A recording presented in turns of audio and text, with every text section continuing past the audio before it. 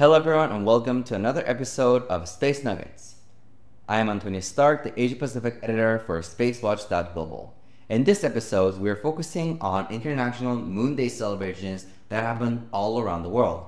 International Moon Day is a celebration that happens on July 20th, the date when in 1969, Apollo 11 astronauts made their first ever human landing to the lunar surface. The event is actually celebrated only from 2022 as the International Moon Day was officially recognized by the United Nations General Assembly in 2021. So 2024 marks the third year that International Moon Day is celebrated.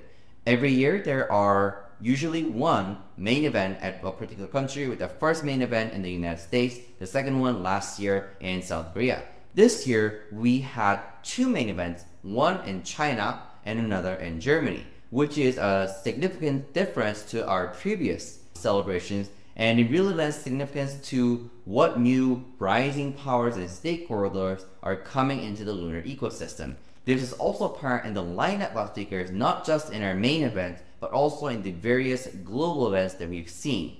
We're seeing a lot of focus from the Asian or Eastern countries such as Japan, India, China, and South Korea, where more of the major IMD events were held. In these events, we were able to see that not only scientific technology was a focus in these celebrations, but also of international cooperation. This was seen that a lot of the speakers were actually from Indian space research organizations, NASA, as well as the US State Department. This was really important to see because previously we were more focused on scientific research to the moon, but nowadays we're going more into how can international organizations and companies collaborate for lunar missions, which was really seen on how many of the speakers were really looking at the Artemis Accords, providing a more Western-centric approach of collaboration for lunar exploration, and the China-led International Lunar Research Station, or ILRS, being the leading contender against Artemis Accords in promoting a different line of alignment for lunar research. The various topics for lunar research range from the mere technological of how to allocate bandwidth and how to provide G&D services to the moon, to the more sophisticated and perhaps security-related challenges of what to do when incidents happen on the moon, when there are resource rights that needs to be investigated with the multitude of space missions that are now going to the moon. This was seen as for the past few years. We have seen the JAXA Slim Lander, we have seen the iSpace attempt on the lunar surface, the Chandrayaan mission making a soft landing in the lunar south regions, and the Chinese Chang'e missions bringing back samples from the moon.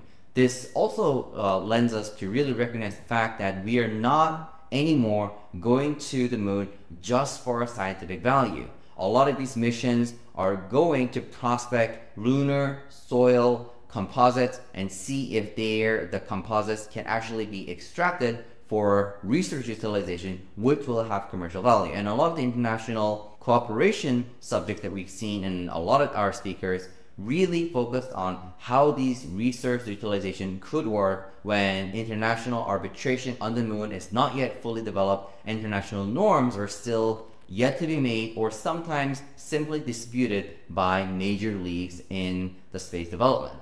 So if you're curious about what more topics were discussed in these events, you can always go to the main website at internationalmoonday.org and you can already see a recording of the Chinese event, and you can see recordings of some other events that had the live stream portions of the global celebrations. So this was for this week's Space Nuggets, and see you again next week. Thank you so much.